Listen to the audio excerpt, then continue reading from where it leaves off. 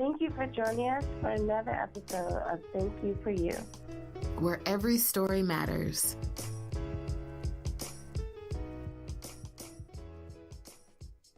My story goes way back to 1985 when I was 3 months old, and my family found out that I had transposition of the great arteries, which means that my heart was pumping blood in reverse. So I was getting unoxygenated blood to my body, and oxygenated blood was just cycling around, and I needed open heart surgery. And I went through the open heart surgery, and I had 15 cut blood transfusions during surgery and recovery, which took 3 months. And from then, I came out of that surgery needing a pacemaker because of some complications during surgery where the timing mechanism of my heart was interrupted. After that, it was 3 pacemaker replacements that led to a discovery of an AIDS diagnosis while undergoing treatment for human growth hormone because I was 15 years old and 4 foot tall and 55 pounds. So I had doctors scrambling to figure out why my height and weight was so off. And during that, a medical student noticed that in my medical records, I had never had an HIV test. So it was just sheer luck that that was found. And I got into treatment for that and got to undetectable, which is the healthiest I can ever be. And now it's just mostly pacemaker replacements. My heart's my biggest worry now. The virus was, but it's become the secondary medical health issue. When you were getting the blood transfusion in 1985, it's correct, right, that they hadn't yet started testing blood donations? No, they hadn't at that time. I believe they started doing that. It was either a week after I was discharged from the hospital to a month after. Can't really nail the date down exactly, but the testing for HIV, the test came out soon after I was released from the hospital, and my name was never put into a national look-back program that was instituted because every blood bank in the country at that point dumped their entire blood supply because of the risk. And anybody that had had blood was supposed to be brought back and tested. And my name never landed on the list. Growing up in between 3 months and 15, you were dealing with the problems from your heart problems? Not really dealing with them too bad. The only problem was stamina. I wasn't able to keep up on the playground all day like some of my friends could, and I was back and forth to the hospital almost yearly. Like I was having pneumonia and bronchitis every year, 2 to 3 times a year. The resident doctor, she just was looking at your file and said, hey, these are symptoms of an HIV/AIDS patient.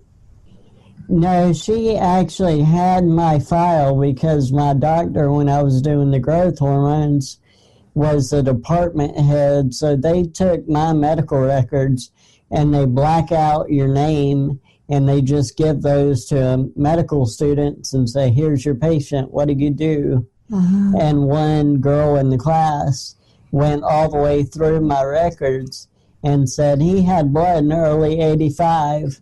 And never had, there's nowhere in here that shows an HIV test. So it was sheer luck.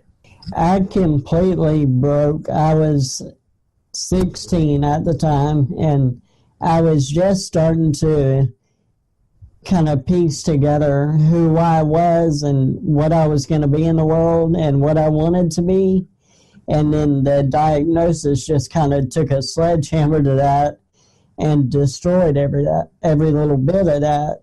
So I ended up having to recreate a persona that kind of masked what really I am inside, and that is D-Rek. That's what was created, was this. There's a whole different character in my mind when I leave my house that's got the confidence to be able to go out and interact with people, because Derek just was so broken at that point, I couldn't do it. D-Rek was your other persona.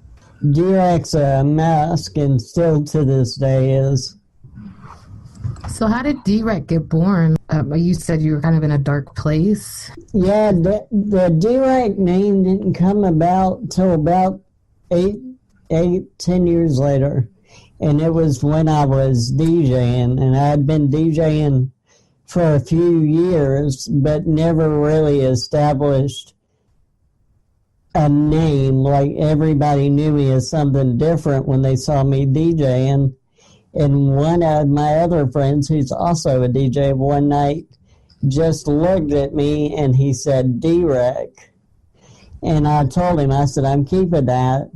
And he still to this day cracks up that I've turned that into what I have, and organization around it, and DJ and took it as far as I did. Tell us about how music led into DJing. It's actually a very embarrassing story. When I was about 19, a friend of mine was sneaking me in, I guess we'll say, to a karaoke bar. And for about a year and a half, I was scared to death of the karaoke book. And then one night, I just picked a song and went up, and I picked probably the most embarrassing song I could find in the book, which was Ice Ice Baby.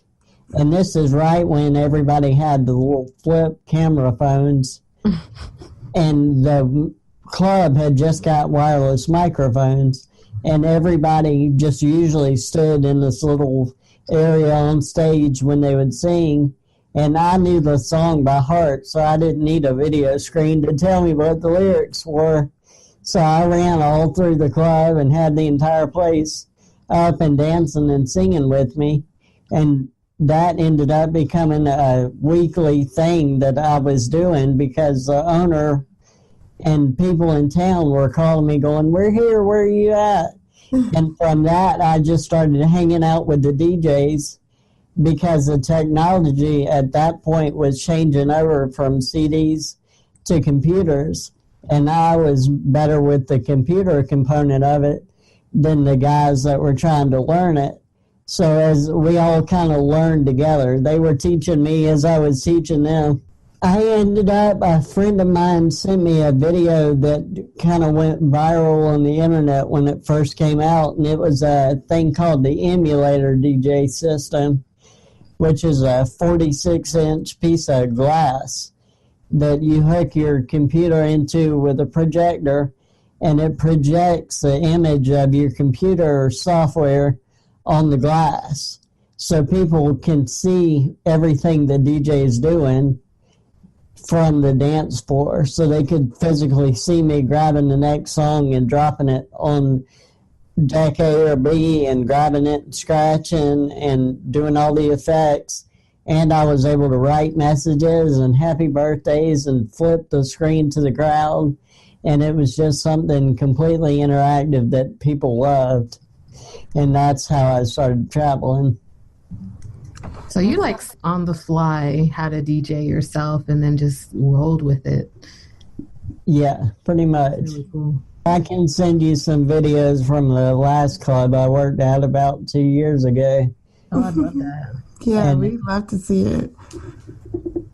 I used to turn that, they had 700 was our capacity, and when I was there, we had 700 inside and about 100 outside on Saturday nights.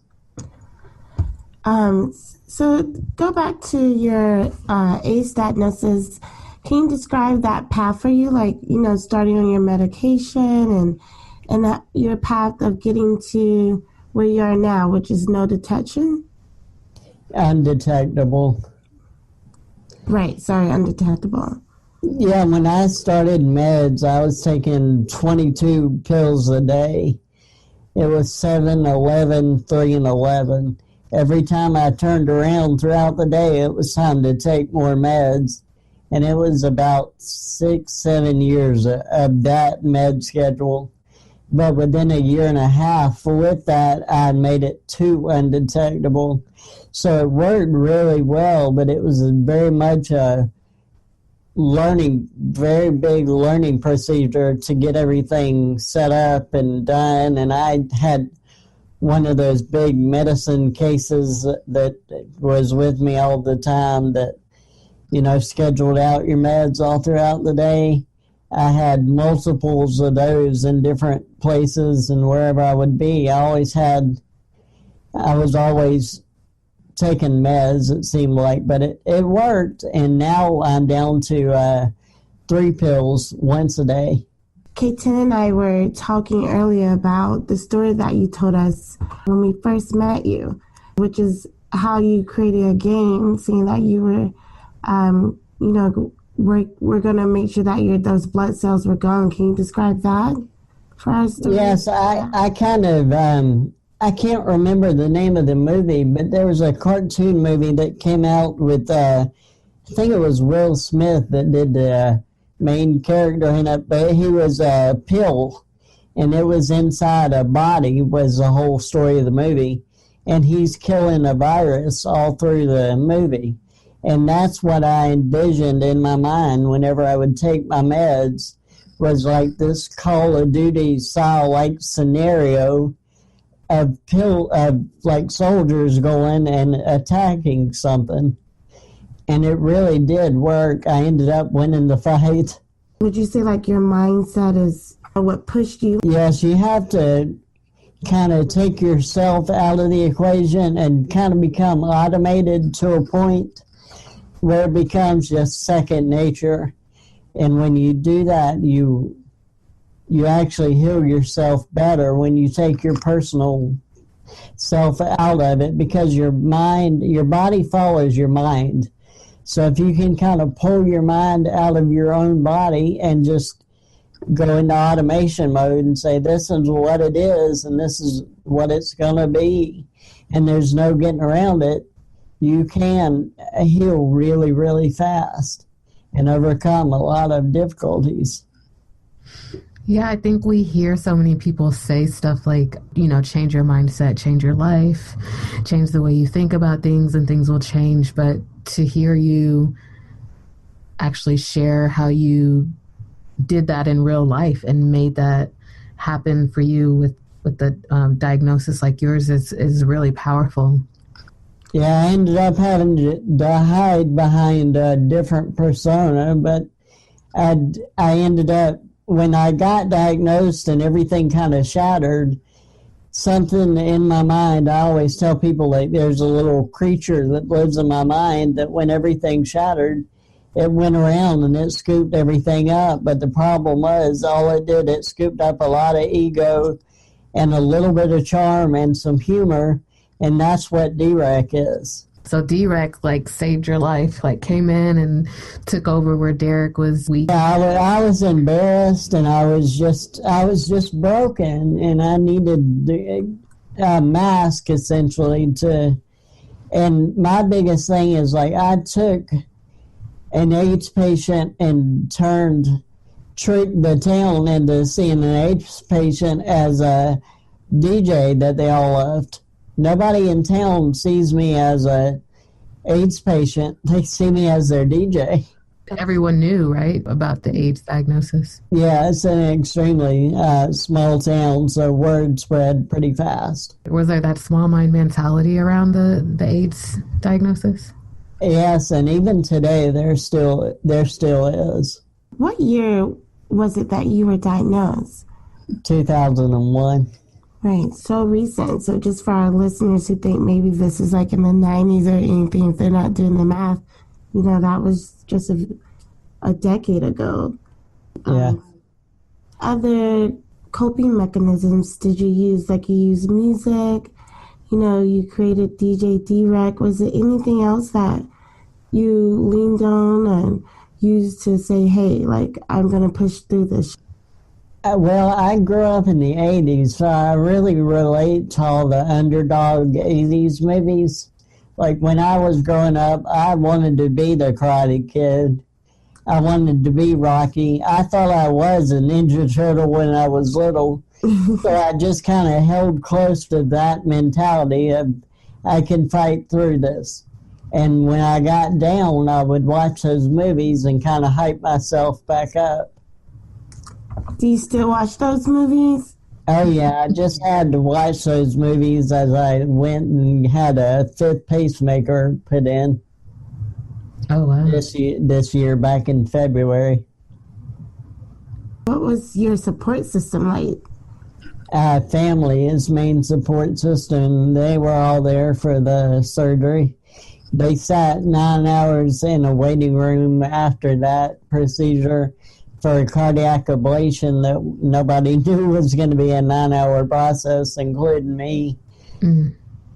Since you were, basically born, it's been a roller coaster ride. Who in your family, has been your main support system? My mom. She's always been, the guardian and the nurse. And when I had the original heart surgery, she laid outside of the intensive care unit for 3 months just to be close to me, because this is in 85. Nobody had cell phones at that point, so she didn't want to get a phone call from a nurse on a phone. She wanted to be right there if something was to happen.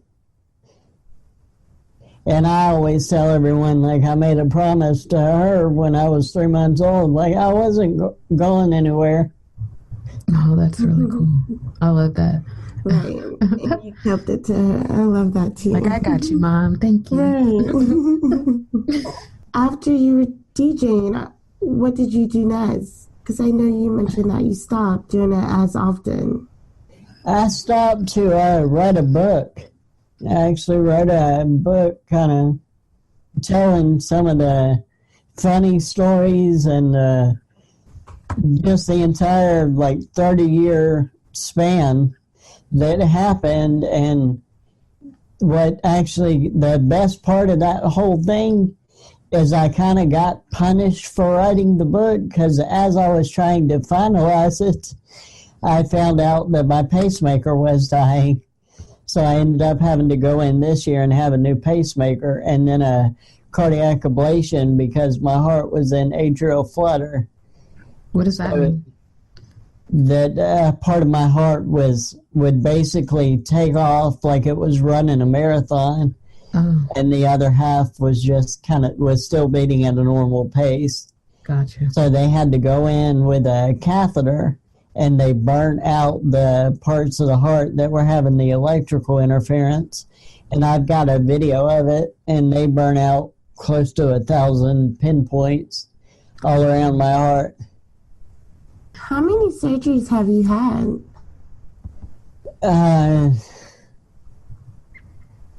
Let's see, the original, all the pacemaker replacements. I pulled a muscle off my rib cage trying to work out and get in shape. So I think about 12 to 13, probably about close to 50 hours worth of surgery in 33 years. You were saying you think it was you were being punished for writing the book, but maybe it's preparing you for this next stint in your life. Okay, you wrote a book, you need to, now your heart's all right, we're ready to take off and travel this book tour. So let's get everything prepared so while we're on the road. Right. Better die while he's home in Georgia versus being on the road. And Yeah, it was kind of crazy because it was a Facebook memory that popped up and showed me that I had that pacemaker for 7 years. And I said, I might need to get this checked. And when I called in and checked the pacemaker, because you can do it over the phone, I got a phone call back within 30 hours from a nurse saying, "You've got to get in here.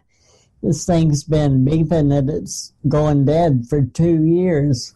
And the one before that I actually killed completely. How did she realize it remotely?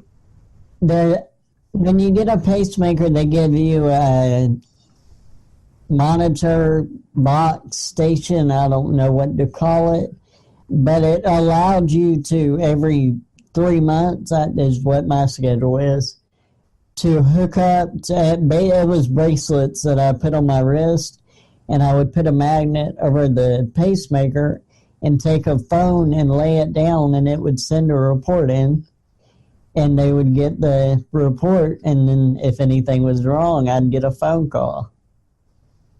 But now the new pacemaker I have a remote control, and I have an app on my phone. I'm Bluetooth now.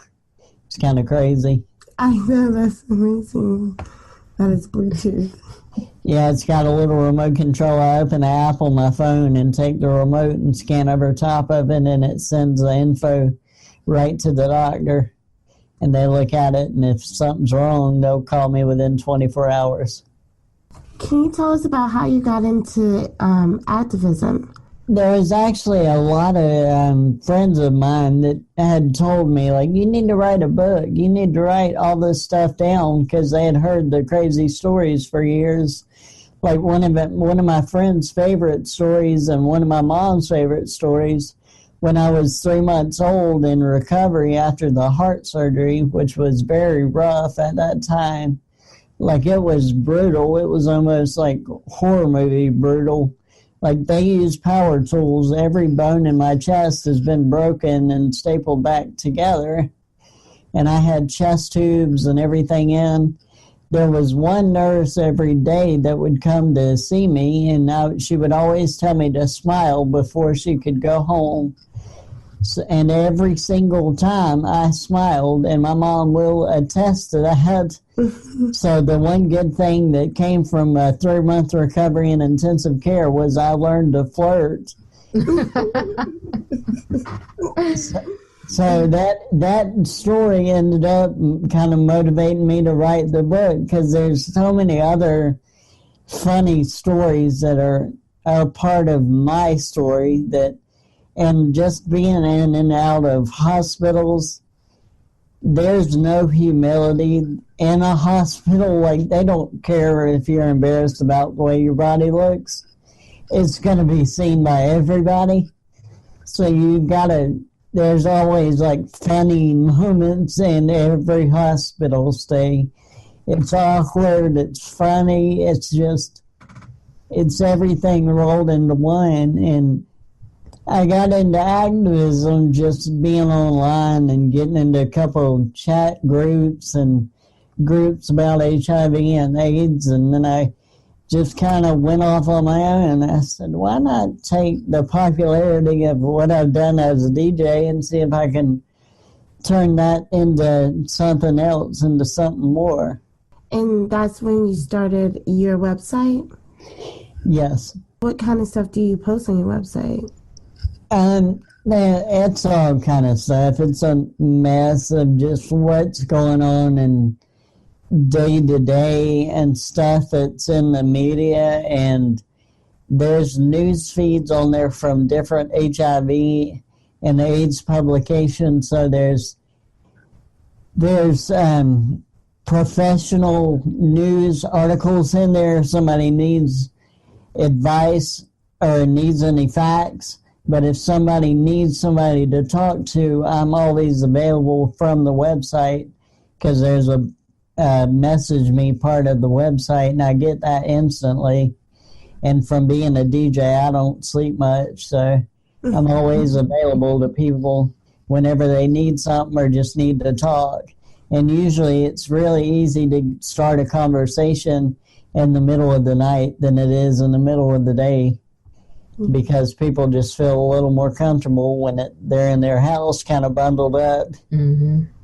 I know you said you had like the chat rooms on the forums and stuff like that, but when you first were diagnosed with AIDS, what kind of resources did you have? I didn't have much of any. There's really not, even to this day, not much in the area that I live in other than the local health department. That's about it. But I'm trying to organize like a group together, but it's hard to get people to come to different events and stuff. And so it's a struggle day to day. I mean, it's different ideas, trying to bounce off different people and see what will work, what won't work. And, it's always trial and error when it comes to this topic because there's so much stigma involved with it. You can get people together, but then where's your venue? Where do you go? Right. Over the years, have you found more support in other cities? Yes, a lot of support down in Jacksonville, Florida, and I've gotten a lot of support locally. I've spoken at the college here twice, and I've spoken in the classrooms at the college a couple times to a class for World AIDS Day. They usually do a big presentation. They'll bring in sections of the AIDS quilt, and we'll set up, and I'll be one of the keynote speakers for that. So what do you tell someone like who messaged you on your site, someone who's been recently diagnosed with HIV or AIDS? What kind of, wisdom and encouragement do you tell them? I just always tell them just to keep their head up, and it gets better. Like, there's no magic timeline like to anything. Like, I don't have the answer to how long it's going to take you to grieve the diagnosis, but I can tell you it will get better, and it does get better. But that initial shock is extremely rough, but there is going to be another day, and that's one thing that, people kind of lose sight of in the chaos of that diagnosis. And it's extremely scary because of the stigma associated with it. Like, people lose friendships, relationships, and you could even lose a job because of this. Even today, I mean, it's extremely saddening when you think about all of it. That's still all the misinformation that's out in the world when it's 2018 and we're all walking around with a computer in our pocket, but nobody takes the time to research the facts about HIV and AIDS. It's so crazy to me that that's still happening, but you're right. People still are not educated. What are those stigmas that you experience the most that people really need to be educated about? The main one is that it's a gay disease, and I am the first to tell people it's not. Like, I'm not gay, I'm straight white male, and I got the virus, and I got it as a baby from a blood transfusion, so I'm everything you would not think of when it comes to HIV and AIDS. I'm the exact opposite of everything that you're seeing and being told. So I'm kind of that radical one in the mix when it comes to even activists. I'm the one that stands out because my story is just so wild and unique. And the gay thing is the most prevalent. Gay and trying to think the other main, I try to not focus on those so it's not really in the forefront of my mind, but I know the gay one is a big one. And that's okay. Yeah, I was just wondering with your experience fighting those stigmas where there are more than one, but if that's the only one that you can think of, that's totally fine. Yeah, I always just try to move a conversation away from that as quickly as possible because that's not really what I'm there for. I'm like, yeah, there is stigmas, but I'm here to educate you on all the things that you've been led to believe, and I'm trying to fix those those non-facts and turn them into facts. Yeah, I think that's important. Yeah. And get the focus on creating solutions like you do with your website. Like, you didn't have a lot of support, but, you know, you've changed your website into creating solutions. Like, your whole life could have gone and still could go so differently, but with your mindset and the way you look at things and the way that you've decided how you want to live your life, you don't focus on the problem, but creating solutions. That's what it seems like to me. I think that's really important.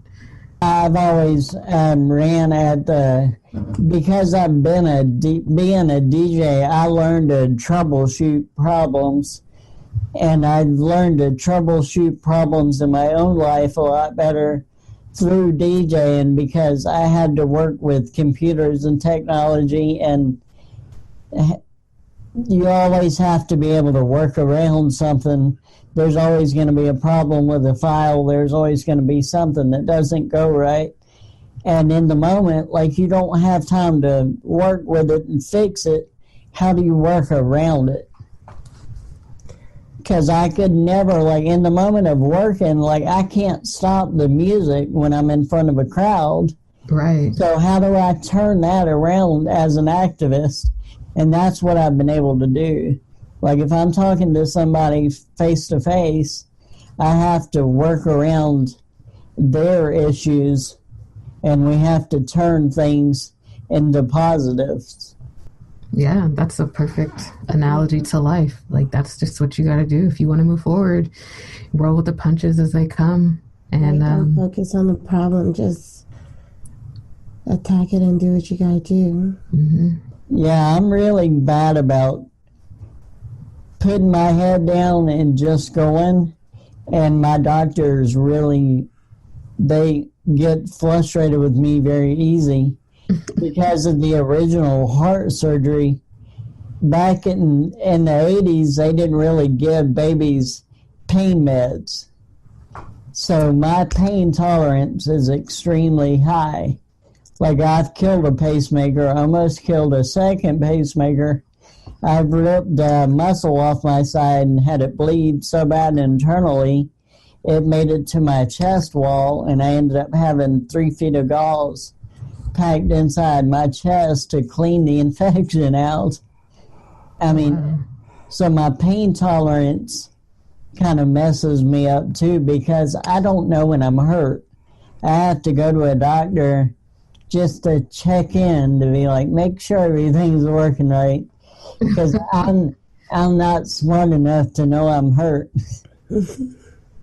Your body's used to just you, like, pushing through, so it's like, I'm just here to check and make sure everything's still running good.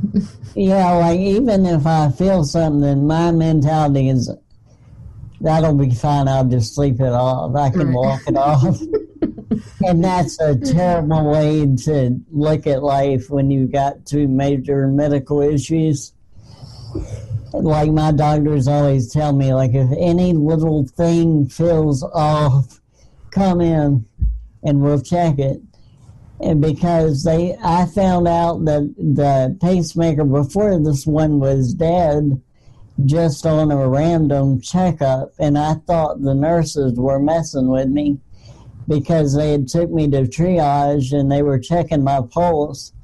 And they ended up running through 2 machines and then manually checked it and put me in a room.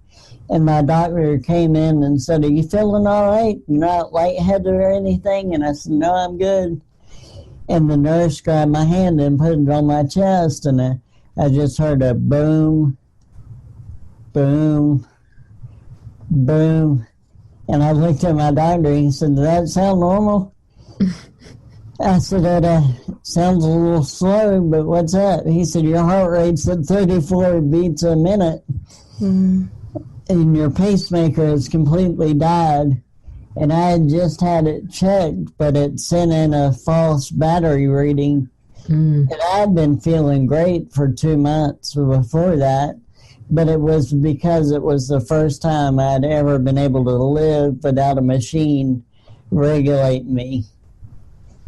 And so my doctor was like, I'm sure you did feel really good, but we have to put another pacemaker in because your heart can't survive long going at 34 beats a minute. So I'm just chaotic. I'm just chaos and laughter, and that's what I try to always just correlate to people is like, just try to laugh through it. Like, that's the best thing you can do because your body follows your mind. Mm-hmm. So you've got to master your mindset before you can accomplish anything physically. You've got to set your mindset. And I love that even in mastering your mindset, you still made that fun. Like you said, you made it like a video game. That was really a great tip for people. Like even in mastering your mind, you don't have to make it a task. You can even make that fun. Yeah, it's all about your mentality. It's all about what you want to accomplish. You have to be able to set a goal, and that's what I tell people that are newly diagnosed is put something on the calendar. I don't care what it is. Just put anything on the calendar so you're looking forward to something. Like until you can master the part of your mind that sets up that fighting mechanism for you, just put something on your calendar so you've got something to look forward to. Whether it's a movie coming out or going out to eat with friends or whatever, just keep something that keeps you looking forward so you're not looking back. Because that's what gets a lot of people is they look back too much. Mm-hmm. I love that advice. So all I did was kind of tear the rearview mirror off my life. I don't look back very often except to support and help people and doing things like this with you guys, which I love doing. But I just tell people, looking back accomplishes nothing. I don't put too much thought into what happened. I'm worried more about what can happen. Mm-hmm. Where am I going? Where do I want to go? Because I've always been underestimated just because of my size. Like, I'm not seen as, like, physically strong. And I've got friends that are, like, bodybuilders, gym rat guys. And my first thing to them is, yeah, you're tough in here, but let's go to a hospital. And they always turn around and go, yeah, and you're an ass. Because they're like, we're not doing what you do in hospitals. Like, nah, I don't want to have somebody cutting on me. I'm like, yeah. Strength comes in all different kinds of forms. Mm-hmm. Can you talk to us about your nonprofits that you started? I started the End the Stigma campaign, and that's what led to the website creation. And inside of that, I created D-Rek's Angels and Warriors, which is pretty much like a street team for me, which they're there at events and walks whenever I'm unavailable, is their job. And it's a great group of people that know me personally, and they know the message I want to convey, and they go out and they can do that without me even being there. But they're always there, like, giving the information for the website. Like, if somebody wants to get in contact and speak with me directly, like, I'm always available, but sometimes I'm not available on site for all the events and different things like I would want to be. Is that your same nonprofit that always helps out the children's hospital where you were? Yes. Angels and Warriors do the toy drive, and they do a great job, and we had so much fun. Last year was the first one we ever did, and it was amazing. It was so much fun. I ended up just taking every crazy idea I'd ever thought of when it came to a toy drive and kind of throwing it on a production company that I found that a friend of mine runs. And she was able to make all that real, and together it created something that was incredible. And what it is, I took a buddy of mine has a hot rod Suburban with a flame paint job, and I got another friend of mine to dress up like the Grinch. So the Grinch's sleigh was a hot rod Suburban that we loaded down with over 300 toys. And we had $3,000 donations, $3,000 worth of donations come in. And I took that to the local hospital in town.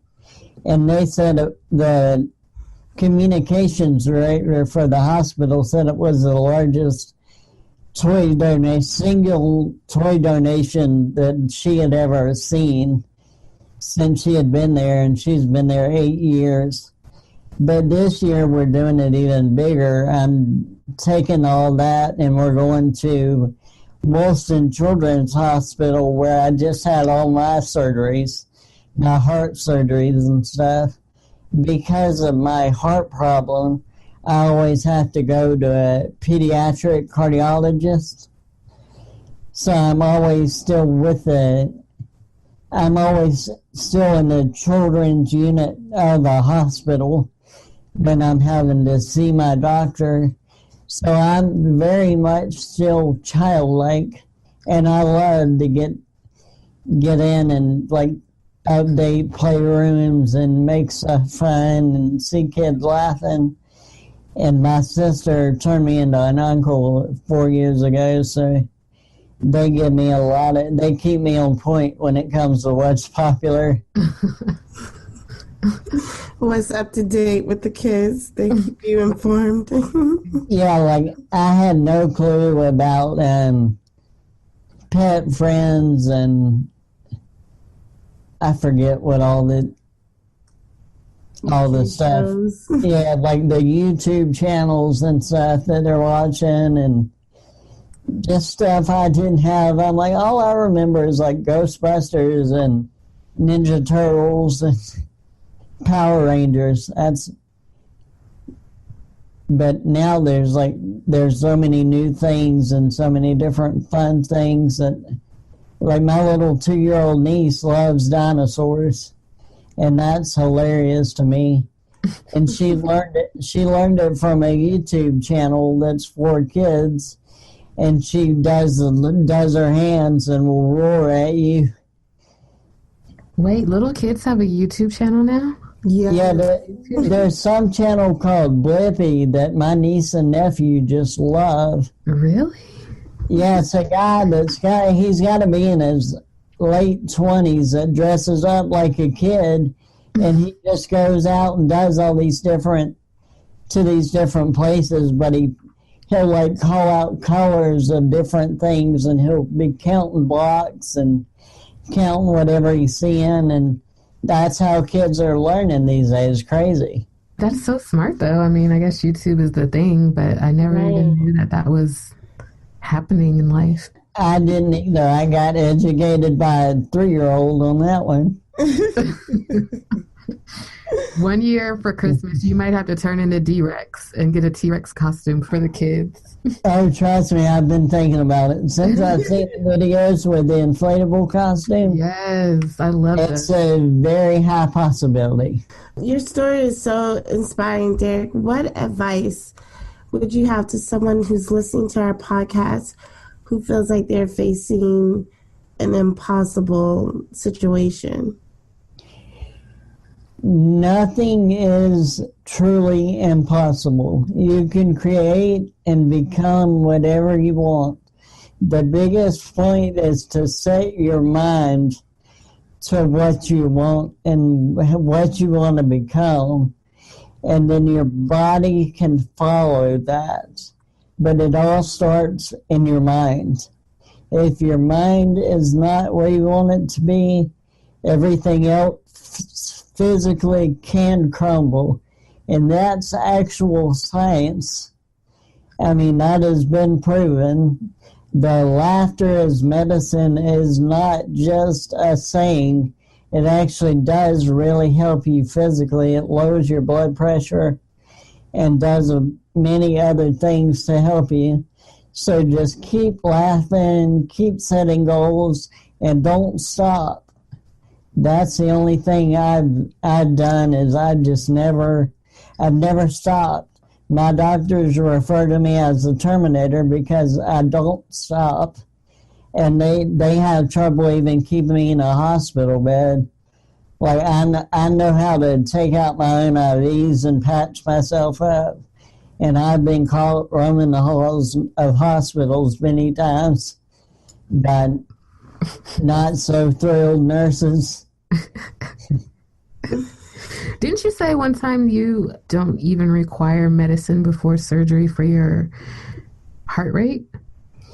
Yeah, I've learned breathing techniques, like meditation-style breathing techniques. Like, they still have to induce the sleep and everything.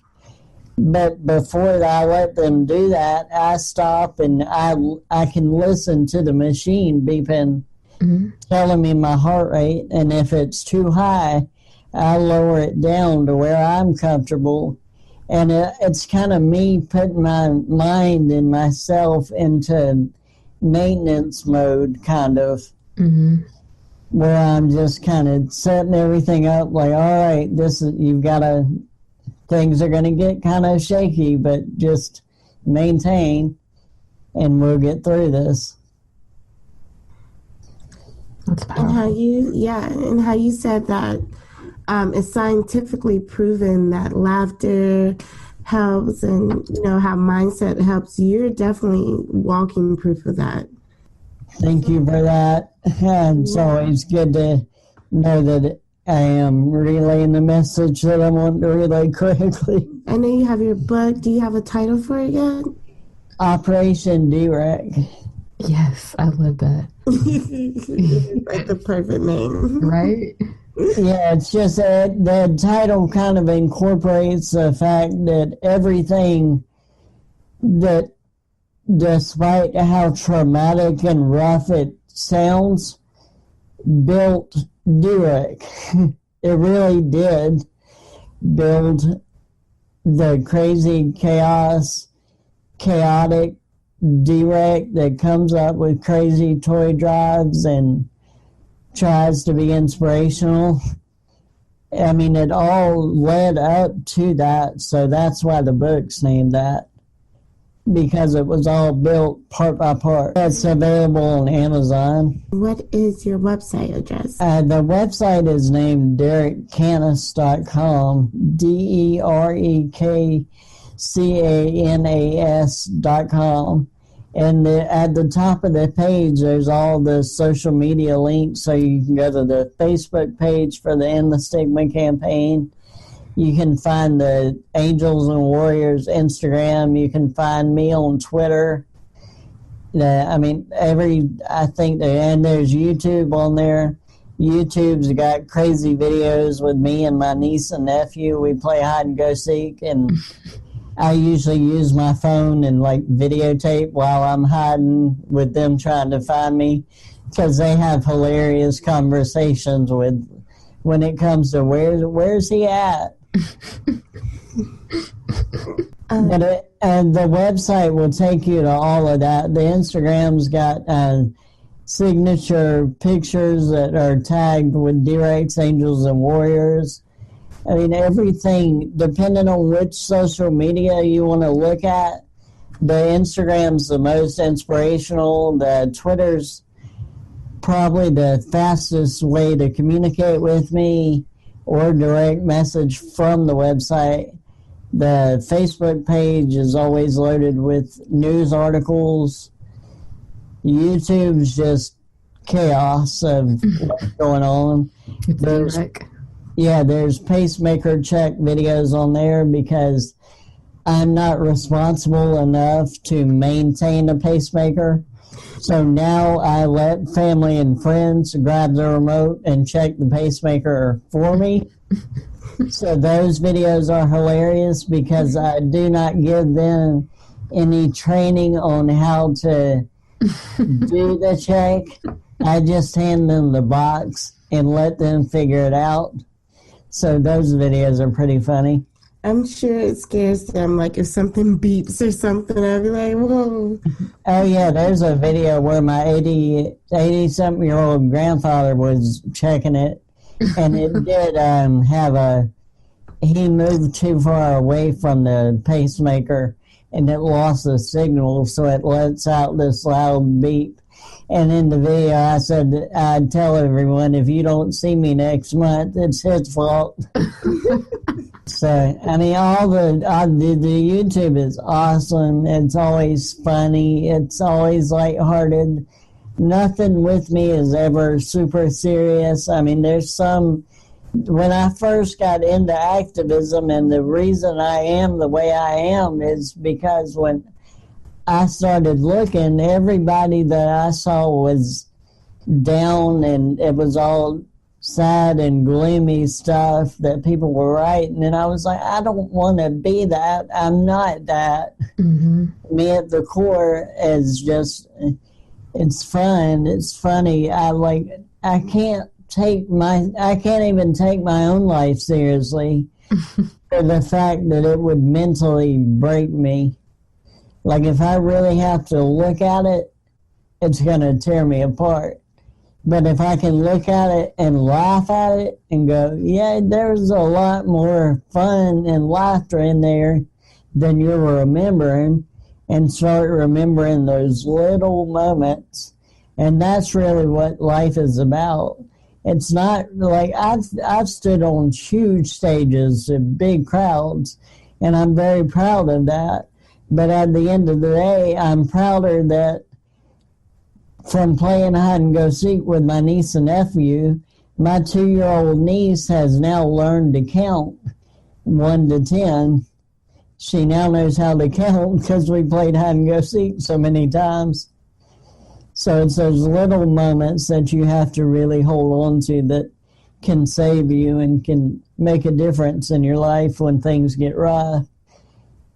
It's not really the big moments are awesome. They're great. They're something I'm very proud of. But what really makes it all worthwhile is those little moments and the pictures and the moments you can capture.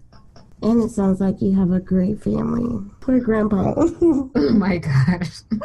Yeah, there's actually 2 videos with the grandfather from my dad's side and my mom's father, so that there's 2 different perspectives and styles. It's kind of funny.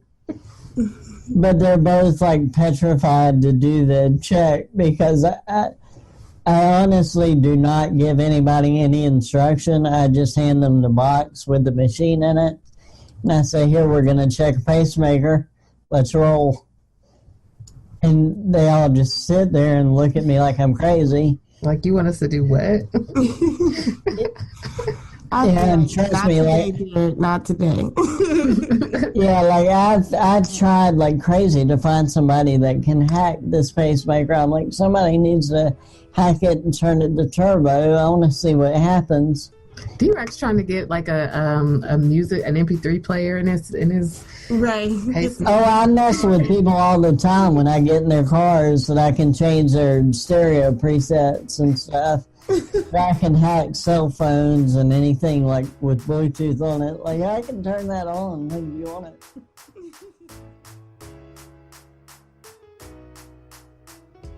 If you enjoyed this week's podcast, please help us spread this story by subscribing however you're listening, rating this podcast, and commenting and following on our social media. and thank you for you.